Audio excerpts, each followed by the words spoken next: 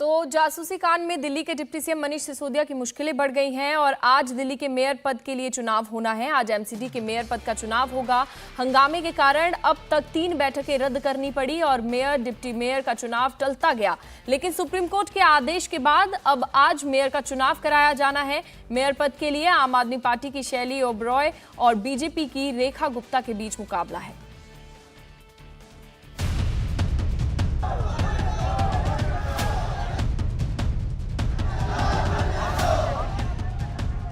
चुनाव, नतीजे, बैठक और हंगामा, सदन से लेकर सुप्रीम कोर्ट तक लड़ाई, 2.5 महीने का इंतजार, किसका होगा बेड़ा पार?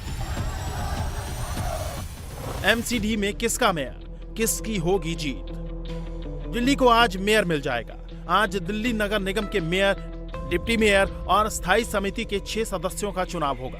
इससे पहले एमसीडी मेयर चुनाव के लिए सदन की 3 बार बैठक हुई, लेकिन तीनों बैठक हंगामे की भेंट चढ़ गई। एमसीडी ने पहली बार 6 जनवरी को सदन की बैठक बुलाई थी। उसके बाद दूसरी बैठक 24 जनवरी और महीने भर के अंदर ही तीसरी बैठक 6 फरवरी को बुलाई गई। तीनों ही बैठक में बीजेपी और आम आदमी पार्टी के पार्षदों के हंगामे के कारण मेयर का चुनाव नहीं हो सका। आज एमसीडी की चौथी बैठक है।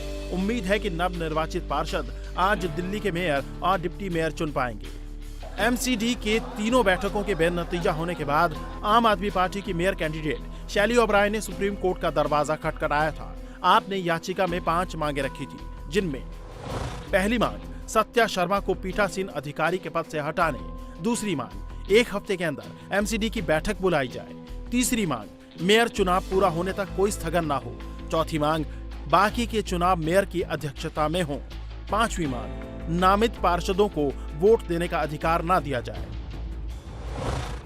सुप्रीम कोर्ट ने 17 फरवरी को मेयर, डिप्टी मेयर और स्टैंडिंग कमेटी के 6 सदस्यों के चुनाव की तारीख तय करने के लिए 24 घंटे के अंदर नोटिस जारी करने का आदेश दिया था। साथ ही इस मामले में सुप्रीम कोर्ट ने आपको राहत देते हुए मनोनीत सदस्यों को एमसीडी मेयर चुनाव में मतदान से बाहर रखने की मांग मान ली। कोर्ट के निर्देश के बाद दिल्ली सरकार ने एलजी बीके सक्सेना को 22 फरवरी को सदन की बैठक कराने का प्रस्ताव भेजा था, जिसके बाद आज दिल्ली को नया मेयर मिलने की उम्मीद है। एमसीडी मेयर चुनाव के लिए आम आदमी पार्टी ने शैली ओबरॉय को कैंडिडेट बनाया है, जबकि रेखा गुप्ता बीजेपी की प्रत्याशी है। आज देखना दिलचस्प होगा कि आप या बीजेपी में मेयर पद के लिए किस पार्टी के कैंडिडेट बाजी मारेंगे। एमसीडी चुनाव के नतीजे के बाद से दिल्ली को मेयर का इंतजार है। नियम के मुताबिक एमसीडी के मेयर और डिप्टी मेयर का चुनाव निकाय चुनावों के बाद होने वाली पहली बैठक में ही होता है, लेकिन चुनाव के 2.5 महीने से ज्यादा बीत जाने के बाद भी दिल्ली बिना मेयर के ही है और इसकी बड़ी वजह बीजेपी और आम आदमी पार्टी के बीच चल रही नूरा कुश्ती है। आम आदमी पार्टी को मेजॉरिटी यहाँ पे कॉर्पोरेशन में मिली है। इलेक्शन होगा तो उनका मेयर जरूर चुना जाएगा, उसमें कोई हमें डाउट नहीं है।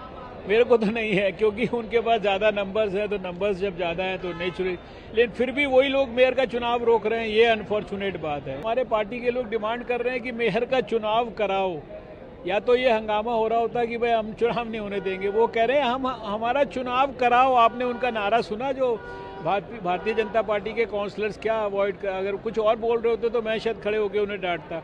वो कह रहे हैं मेयर का चुनाव कराओ। ये मामला सारा ये है कि 17 साल में भारतीय जनता पार्टी ने नगर निगम में जितने कुकर्म किए, इनको पता है कि आम आदमी पार्टी का मेयर बन गया तो उसके बाद में वो छिप नहीं पाएंगे, सब सामने आएंगे।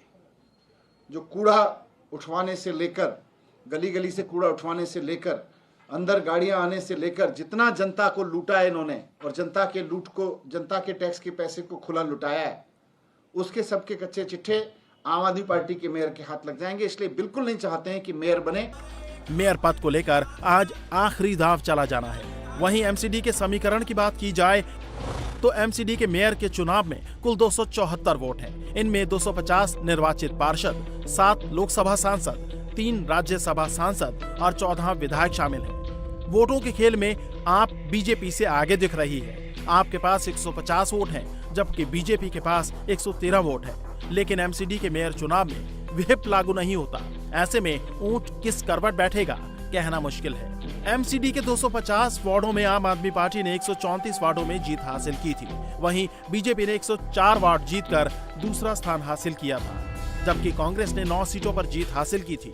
3 निर्दलीय कैंडिडेट जीते हैं, हालांकि इनमें से एक निर्दलीय बीजेपी में शामिल हो गया है। वहीं 10 नॉमिनेटेड पार्षद हैं। हालांकि कोर्ट ने नामित पार्षदों को चुनाव से दूर रखा है। एमसीडी चुनाव के बाद आज चौथी बैठक है। उम्मीद है सुप्रीम कोर्ट की फटकार के बाद आज दिल्ली को मेयर, डिप्टी मेयर और स्टैंडिंग कमेटी के सदस्य मिल जाएंगे। इंडिया टीवी हर वक्त हर जगह डाउनलोड करने के लिए सर्च करें India TV news Google play store या ऐप स्टोर पर।